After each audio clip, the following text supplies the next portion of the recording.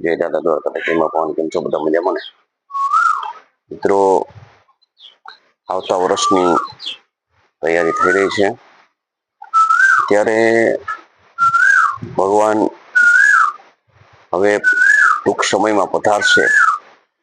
ખેડૂતો પોતાના વર્ષ દરમિયાનની મહેનત જે માં ભગવતી ધરતી માતાના જે ખોડે પોતાની નિષ્ઠાપૂર્વક જે મહેનત કરેલી છે તે હવે એના કર્મ રૂપે, એના ફળ રૂપે ભગવાન જે ધરતીપુત્રોને આપવાનો છે, અને ધરતીપુત્રો આ સૃષ્ટિના સર્વત્ર જીવોને જે પોતે ઉદર પોષણ કરવા માટે જે અન્નદાતાનું જે બિરુદ મળ્યું છે એ પ્રમાણે પોતે પોતાની ફરજ નિભાવવાનો છે. એ સમય હવે વાવણીનો આવી રહ્યો છે. આપ જુઓ છો ખાતર વાવવાની તૈયારી થઈ રહી છે.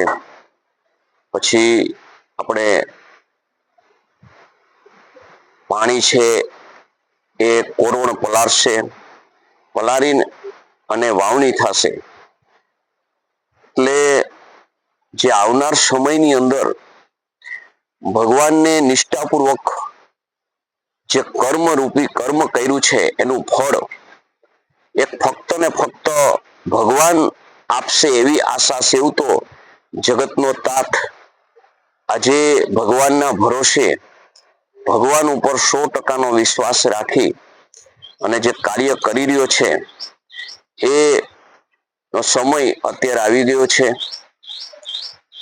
ખાતર જે જમીનને પોષણ જોઈએ એ પ્રમાણે વિવિધ પ્રકારના ખાતરો, પૌષ્ટિક તત્વો જમીનને મળે. કારણ કે માનું જે ધાવણ ધાવીએ તો માને ઉદર પોષણ, એને પૌષ્ટિક આહાર પૂરો મળે તો જ એ માં સારું દૂધ આપે, સ્તનપાન કરાવે અને બાળક પુખ્ત થાય. એવું જ આ ધરતી માતાનું છે કે ધરતી માતાને આપણે કંઈક અર્પણ કરીએ ત્યારે આપણને આપણી જરૂરિયાત મુજબ એથી વિશેષ આપણને આપે છે. તો અત્યારે તૈયારી થઈ રહી છે, આપ જોઈ રહ્યા છો. ખેડૂતો ભગવાન ઉપર ભરોસો રાખી અને પોતાનો જે આવડત છે, પોતાની જે નિપુણતા છે એ ભગવાનના ચરણે ધરી અને પોતાના જીવનને ધન્ય સમજી અને ભગવાન ઉપર વિશ્વાસ રાખી અને આજે વાવણીના શ્રી ગણેશ કર્યા છે. તો આપને હું વાવણી બતાવું છું ખાતરની.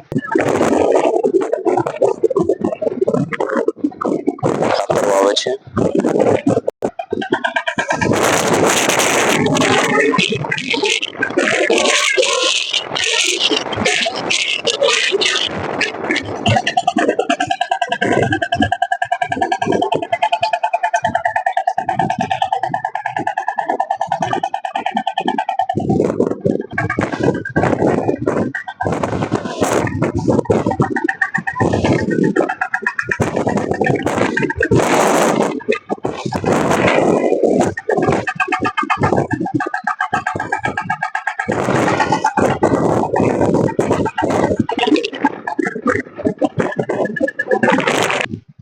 જોઈ રહ્યા છો કે વાવણી થઈ રહી છે ખાતરની.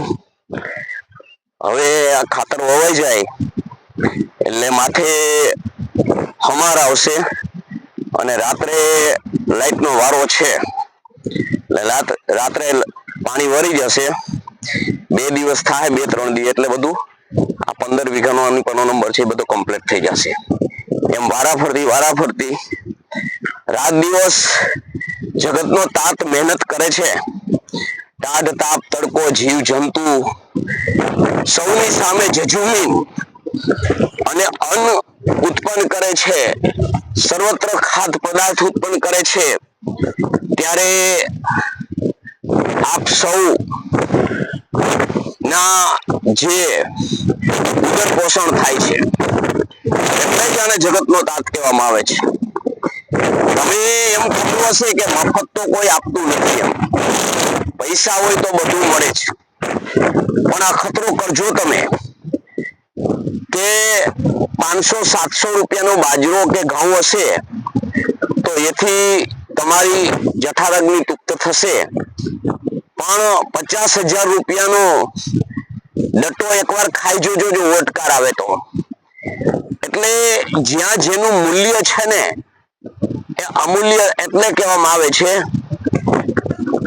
કે જે ચીજ થી આપણું જીવન ચાલે છે, જે વસ્તુ સિવાય આપણું જીવન ચાલતું નથી, એને અમૂલ્ય કહેવામાં આવે છે. એટલા માટે જ મિત્રો કહું છું કે જીવનની અંદર કોઈ પણ વસ્તુ હોય ને એનું મૂલ્ય હોય છે, પરંતુ આપણા જીવનની અંદર આપણે કહીએ ને તો આપણા ખાદ્ય પદાર્થ છે ને એનું મૂલ્ય અમૂલ્ય છે, કે જેના વગર આપણું જીવન ચાલવું અશક્ય છે. એટલા માટે જ કહું છું મિત્રો કે જગતના તાતને અન્નદાતા કહેવામાં આવે છે. અત્યારે જો અન્નદાતા પોતાનું જીવન ચલાવી અને બધું જો સંગ્રહ કરે ને જે લોકો બધા કરે છે એમ, તો કદાચ ને સમજી લ્યો કોઈ બધાનું જીવવું અશક્ય થઈ જાય છે. સરકારને પગમાં પડવું પડે, પણ એવું બધા કરી શકે છે, પણ અન્નદાતા નથી કરી શકતો, કારણ કે બધો બાપ છે. પ્રજા ગમે તે કરે પણ બાપથી એવું નથી થતું, કારણ કે બાપ છે. એટલા જ માટે મિત્રો કહું છું કે જીવનમાં અન્નદાતાની ઇજ્જત કરજો, તો સર્વત્ર તમે કંઈક જે તમારા માથે ઋણ છે એમાંથી મુક્ત થઈ શકશો. જય માતાજી, જય દાદા દ્વારકાધીશ, જય માં ભવાની.